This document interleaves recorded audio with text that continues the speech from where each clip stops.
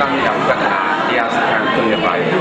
အလေကျောင်းတော်မှာတော့တရားစခန်းဖြစ်ပါတယ်အဲ့ဒီအလေကျောင်းတော်မှာပဲစေဝါတူတဲ့အလူဒါနကိုလည်းဆောင်ရွက်ပြီးပါတယ်ယခုအပေါ်ဓာတ်မှာတော့ပိဋကတ်သုံးပုံမြန်မာပြန်များကိုလေ့လာလို့ရတဲ့တန်ခါသီလရှင်ယောဂီများအတွက်ပိဋကတ်သုံးပုံမြန်မာပြန်များကိုလေ့လာကြည့်ရှုမှတ်သားပြီးတော့ကျင့်သုံးနိုင်ရတဲ့ရည်ရွယ်ပြီးတော့အုပ်ရည်30ပိဋကတ်သုံးပုံမြန်မာပြန်တွေကိုအခုမိမိတို့ငှားရမ်းကြံပေးလာလို့ဖြစ်ပါတယ်ဆရာတော်ဘုရားပေါင်းတို့ရဲ့ဝိပဿနာနဲ့ပတ်သက်တဲ့တရားတွေပေါင်းအများကိုလည်းမိမိတို့စပြီးငှားရမ်းပြီးပါတယ်ဒီဘောကြီးမှာပြည့်ကြမှာပဲနဲ့အခန့်ငွေကြီးတွေပဲဓမ္မဒါနအစီအစဉ်တွေဥပဒေတွေနဲ့ဖြစ်ပါတယ်ဘောကျောင်းတော်မှာဒီလိုဆိုငှားရမ်းနေတယ်ဆိုဥပုပ်ကြီးတိုင်းမိမိတို့ဒီပိဋကတ်စာပေ